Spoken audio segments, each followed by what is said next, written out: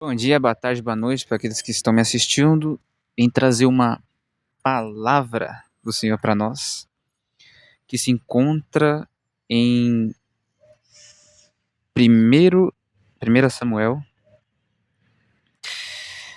capítulo 4, que diz assim: E a palavra de Samuel espalhou-se por todo Israel. Nessa época, os israelitas saíram à guerra contra os filisteus. Eles acamparam em Ebenezer e os filisteus em Afeque. Os filisteus dispuseram suas forças em linha para enfrentar Israel. E intensificando-se o combate, Israel foi derrotado pelos filisteus, que mataram cerca de 4.000 deles no campo de batalha. Quando os soldados voltaram ao acampamento, as autoridades de Israel perguntaram: Por que o Senhor deixou que os filisteus nos derrotassem? E acrescentaram: Vamos a Siló buscar a arca da aliança do Senhor, para que ele vá conosco e nos salve das mãos de nossos inimigos. Então mandaram trazer de Siló a arca da aliança do Senhor, dos exércitos, que tem o seu trono entre os querubins.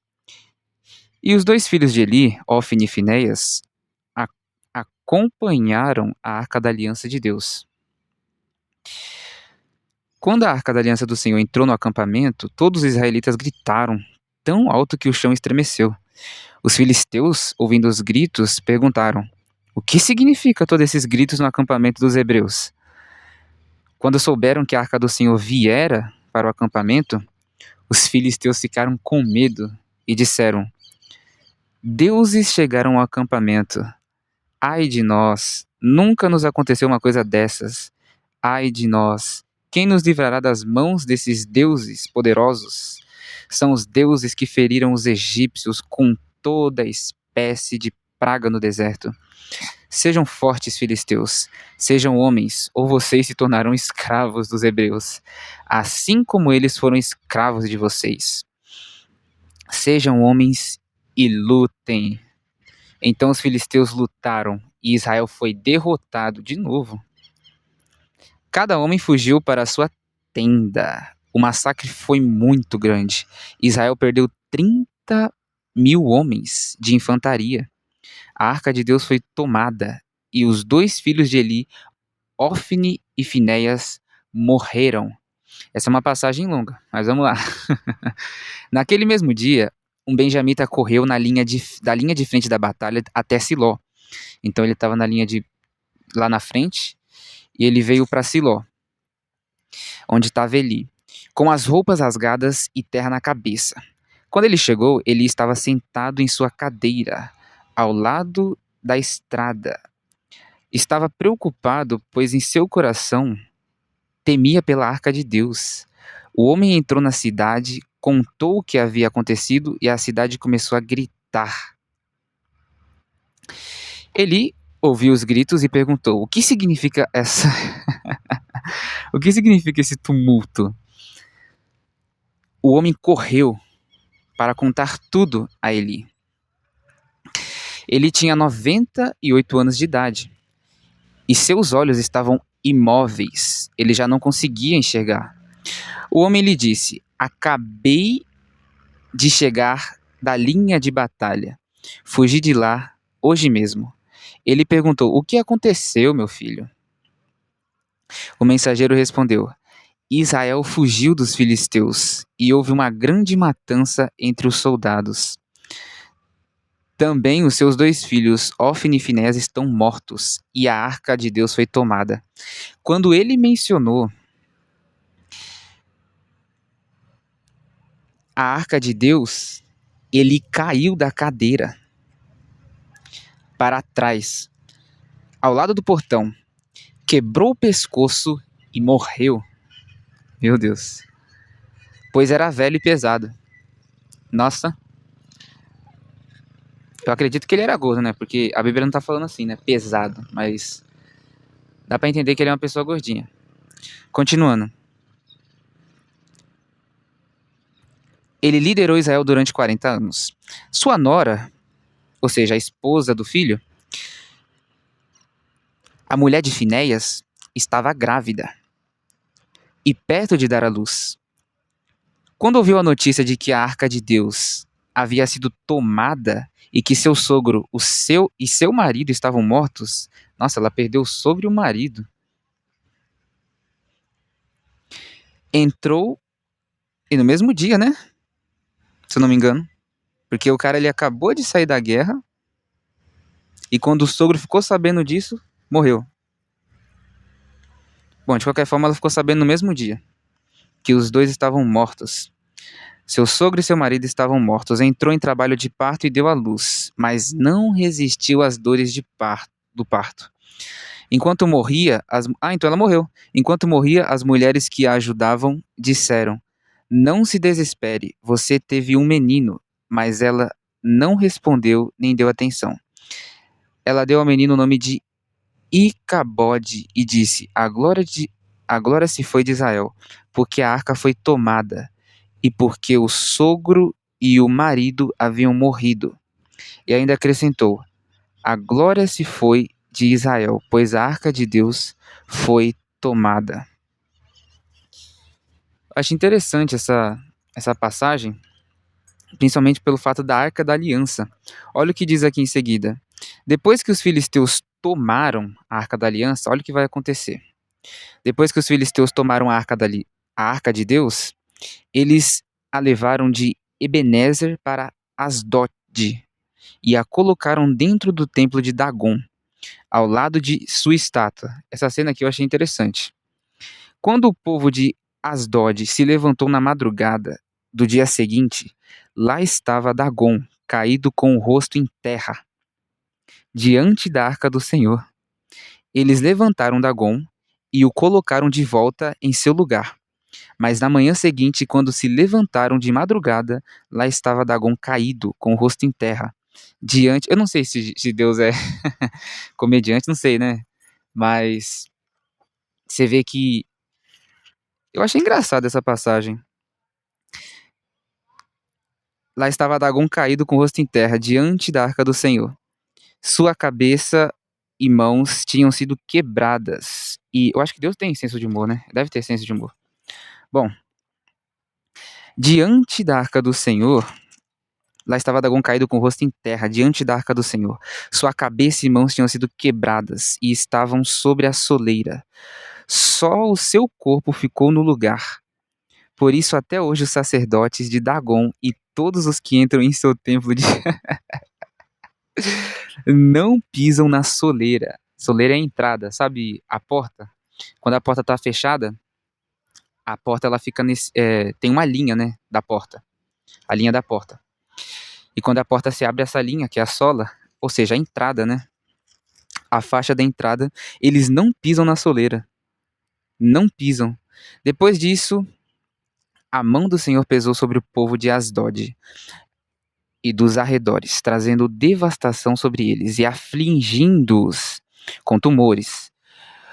Quando os homens de Asdod viram o que estava acontecendo, disseram: A arca de Deus de Israel a arca do Deus de Israel não deve ficar aqui conosco, pois a mão dele. Então você vê que aqui eles colocaram a presença de Deus nesse lugar e começou a vir doença, devastação, afligindo com tumores. Quando eles viram o que estava acontecendo, disseram: A arca do Deus de Israel não deve ficar aqui conosco, pois a mão dele pesa sobre nós e sobre o nosso Deus Dagon. Então reuniram todos os governantes dos filisteus e lhe perguntaram: O que faremos com a arca do Deus de Israel? Eles responderam: Levem a arca do Deus de Israel para Gate. E então levaram a arca do Deus de Israel. Mas quando a arca chegou, a mão do Senhor castigou aquela cidade. Nossa, então você vê que tava ruim o lugar. Aí foi para outro lugar. Deus continuou, a mão do Senhor castigou aquela cidade e trouxe grande pânico. Ele afligiu o povo da cidade, jovens e velhos, com uma epidemia de tumores. Então vieram a arca de Deus para Ecrom. Então enviaram a arca de Deus para Ecrom. Quando a arca de Deus... Gente, isso aqui é muito sério, hein? Em certos lugares, a presença de Deus, ela, ela causa isso. Quando a arca de Deus estava entrando na cidade de Ecrom, o povo começou a gritar. Eles trouxeram a arca do Deus de Israel para cá, a fim de matar a nós e o nosso povo. Então reuniram todos os governantes dos filisteus e disseram: levem embora a arca do Deus de Israel, que ela volte ao seu lugar. Caso contrário, ela matará a nós e a nosso povo, pois havia pânico mortal em toda a cidade. A mão de Deus pesava muito sobre ela. Aqueles que não morreram foram atingidos com tumores, e o clamor da cidade subiu até o céu. Você vê que tem momentos em que Deus, ele até permite, né? Eu já percebi, né, por exemplo, não sei se vocês já se perceberam, né? Você tá em algum lugar assim, as pessoas começam a te olhar estranho e tal. Parece que, eu não sei, né? Quando a gente carrega a presença de Deus, parece que a presença de Deus acaba revelando coisas sobre os outros. E Deus acaba se manifestando na vida dela, através de nós, às vezes até como castigo. Olha o que acontece. Eles trouxeram a arca de Deus de Israel para cá para fim de matar a nós e a nosso povo. Então reuniram os governantes, tarará, tarará, pois havia pânico mortal em toda a cidade. A mão de Deus pesava muito sobre ela. Aqueles que não morreram foram afligidos com tumores, e o clamor da cidade subiu até o céu. Então você vê que até isso Deus usou para tratar o coração daquelas pessoas. E às vezes Deus nos coloca em certos ambientes, seja trabalho, escola, não sei, para o quê? Para, através da nossa vida, tratar o coração de alguém. E você vê aqui que o clamor da cidade subiu até o céu. Você vê que aquela cidade, ela não adorava a Deus de Israel. Ela adorava outros deuses. Mas elas clamaram ao céu. Continuando, o retorno da arca a Israel. Quando já fazia 7 meses que a arca do Senhor estava em território filisteu, os filisteus chamaram os sacerdotes e adivinhos e disseram: o que faremos com a arca do Senhor? Digam-nos com o que devemos mandá-la de volta a seu lugar. Eles responderam: se vocês devolverem a arca do Deus de Israel, não mandem de volta só a arca, mas enviem também uma oferta pela culpa. Então vocês serão curados e saberão por que a sua mão não tem se afastado de vocês. Olha, interessante isso aqui. Os filisteus perguntaram: que oferta pela culpa devemos enviar-lhe? Eles responderam: 5 tumores de ouro e 5 ratos de ouro, de acordo com o número de governantes filisteus. Porquanto a mesma praga atingiu vocês e todos os seus governantes. Façam imagens dos tumores e dos ratos que estão assolando o país, e deem glória ao Deus de Israel. Talvez ele alivie a mão a mão de sobre vocês, seus deuses e sua terra. Por que ter o coração obstinado como os egípcios e o faraó? Só quando esse Deus os tratou severamente, eles deixaram os israelitas seguirem o seu caminho. Agora então preparem uma carroça nova, com 2 vacas que deram cria, e sobre as quais nunca foi colocado jugo. Amarrem-nas à carroça, mas afastem delas os seus bezerros, e ponham-nos no curral. Coloquem a arca do Senhor sobre a carroça, e ponham numa caixa ao lado os objetos de ouro que vocês estão lhe enviando, como oferta pela culpa. Enviem a carroça e fiquem observando. Se ela for para o seu próprio território, na direção de Bet-Semes, então foi o Senhor quem trouxe essa grande desgraça sobre nós. Mas se ela não for, então saberemos que não foi a sua mão que nos atingiu e que isso aconteceu por acaso. Olha, vamos ver se realmente foi Deus que fez isso com a gente? E assim fizeram. Pegaram duas vacas com cria, amarraram-nas a uma carroça e prenderam seus bezerros no curral. Colocaram a arca do Senhor na carroça e junto dela a caixa com os ratos de ouro e as imagens dos tumores. Então as vacas foram diretamente para Bet-Semes, mantendo-se na estrada e mugindo por todo o caminho. Não se desviaram nem para a direita nem para a esquerda.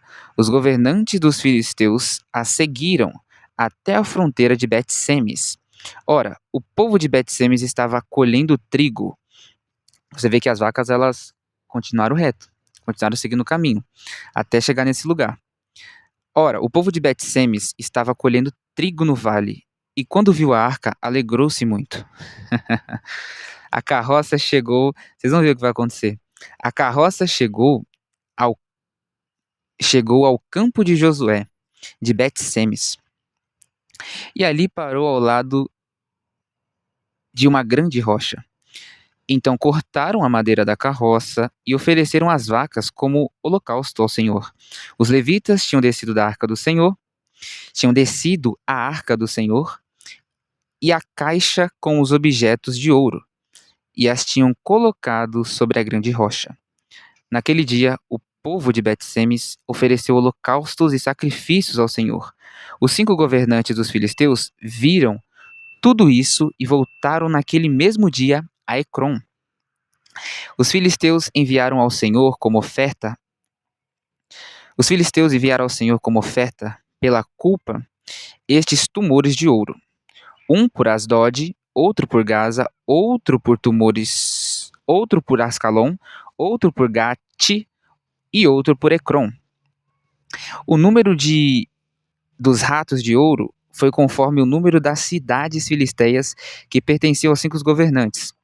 Tanto as cidades fortificadas como os povoados do campo, a grande rocha sobre a qual puseram a arca do Senhor é até hoje uma testemunha no campo de Josué, de Bet-Semes. O Senhor, contudo, feriu alguns dos homens de Bet-Semes, matando 70 deles, por terem olhado para dentro da arca do Senhor. O povo chorou por causa da grande matança que o Senhor fizera. E os homens de Bet-Semes perguntaram: quem pode permanecer na presença do Senhor, esse Deus santo? A quem enviaremos a arca para que ele se afaste de nós?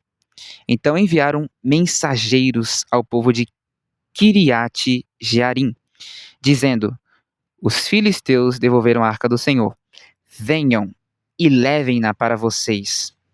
Os homens de Kiriate Jearim vieram para levar a arca do Senhor. Eles a levaram para a casa de Abinadab, na colina, e consagraram seu filho Eleazar para guardar a arca do Senhor. Bom, nós vemos que isso aqui é o que aconteceu, né? Quando colocaram a presença de Deus em terra estrangeira. E olha o que aconteceu aqui em 2 Samuel, capítulo 6. A arca levada para Jerusalém. De novo, Davi reuniu os melhores guerreiros de Israel, 30.000 ao todo. Ele e todos os que o acompanhavam partiram para Baalar, em Judá, para buscar a arca de Deus, a arca sobre a qual é invocado o nome do Senhor dos Exércitos, que tem o seu trono entre os querubins acima dela. Puseram a arca de Deus num carroção novo e a levaram da casa de Abinadab na colina. Uzá e Aiô, filho de Abinadab, conduziram o carroção com a arca de Deus. Aiô andava na frente dela. Davi e todos os israelitas iam cantando e dançando perante o Senhor, ao som de todo tipo de instrumentos, de pinho, harpas, liras, tamborins, chocalhos e símbolos. Quando chegaram a eira de Nacon, Uzá esticou o braço e segurou a arca de Deus, porque os bois... Isso aqui é muito sério, hein? Porque os bois haviam tropeçado. A ira do Senhor acendeu-se contra Uzá por seu ato de irreverência. Por isso Deus o feriu, e ele morreu ali mesmo, ao lado da arca de Deus. Davi ficou contrariado, porque o Senhor, em sua ira, havia fulminado Uzá. Até hoje aquele lugar é chamado Pérez Uzá. Naquele dia, Davi teve medo do Senhor e se perguntou: como vou conseguir levar a arca do Senhor? Por isso ele desistiu de levar a arca do Senhor para a cidade de Davi. Em vez disso, levou-a para a casa de Obed-Edom, de Gate. A arca do Senhor ficou na casa dele por 3 meses, e o Senhor o abençoou e a toda a sua família. E disseram ao rei Davi: o Senhor tem abençoado a família de Obed-Edom e tudo o que ele possui, por causa da arca de Deus. Então Davi, com grande festa, foi à casa de Obed-Edom. Nossa, isso aqui é mó sacanagem. Ele estava prosperando, imagina, né? Obed-Edom com a arca da aliança, prosperando, tendo as coisas tudo acontecendo. Aí Davi, tá prosperando? Vamos lá pegar a arca. Continuando. Então Davi, com grande festa, foi à casa de Obed-Edom e ordenou que levassem a arca de Deus para a cidade de Davi. Quando os que carregavam a arca do Senhor davam 6 passos... Olha que interessante. Quando os que carregavam a arca do Senhor davam 6 passos, eles sacrificavam um boi e um novilho gordo. Haja bois e novilhos. Davi, vestindo o colete sacerdotal de linho, foi dançando com todas as suas forças perante o Senhor. Enquanto ele e todos os israelitas levavam a arca do Senhor, ao som de gritos de alegria e de trombetas, aconteceu que, entrando a arca do Senhor na cidade de Davi, Mical, filha de Saul, observava de uma janela. E ao ver o rei Davi dançando e celebrando perante o Senhor, ela o desprezou em seu coração. Isso aqui é muito importante, hein? A gente não deve desprezar as pessoas só porque elas estão fazendo algo que a gente não concorda. A Bíblia diz, né? Eu acho que é em Provérbios que diz que quem despreza o seu irmão comete pecado. Eu acho que tem um versículo que diz isso. Continuando. Olha, ao ver o rei Davi dançando e celebrando perante o Senhor, ela o desprezou em seu coração. Eles trouxeram a arca do Senhor e a colocaram na tenda que Davi lhe havia preparado. E Davi ofereceu holocaustos e sacrifícios de comunhão perante o Senhor. Após oferecer os holocaustos e os sacrifícios de comunhão, ele abençoou o povo em nome do Senhor dos Exércitos, e deu um pão, um bolo de tâmaras e um bolo de uvas passas a cada homem e a cada mulher israelita. Depois todo o povo partiu, cada um para a sua casa. Ou seja, cada um voltou para o seu lugar. Voltando Davi para casa para abençoar sua família, Mical, filha de Saul, saiu a seu encontro e lhe disse: como o rei de Israel se destacou hoje, tirando o manto na frente das escravas de seus servos, como um homem vulgar. Mas Davi disse a Mical: foi perante o Senhor que eu dancei, perante aquele que me escolheu, em lugar de seu pai, ou de qualquer outro membro da família dele, quando me designou soberano sobre o povo do Senhor, sobre Israel. Perante o Senhor celebrarei, e me rebaixarei ainda mais, e me humilharei aos meus próprios olhos, mas serei honrado por essas escravas que você mencionou. E até o dia de sua morte, Mical, filha de Saul, jamais teve filhos.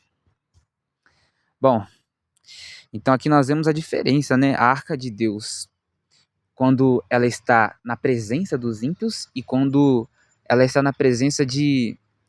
Aqui não fala, né, se Obed-Edom era justo, mas fala que Deus o abençoou o Deus o abençoou. Olha o que diz aqui. O Senhor tem abençoado a família de Obed-edom em tudo o que ele possui. Você vê, né? E também,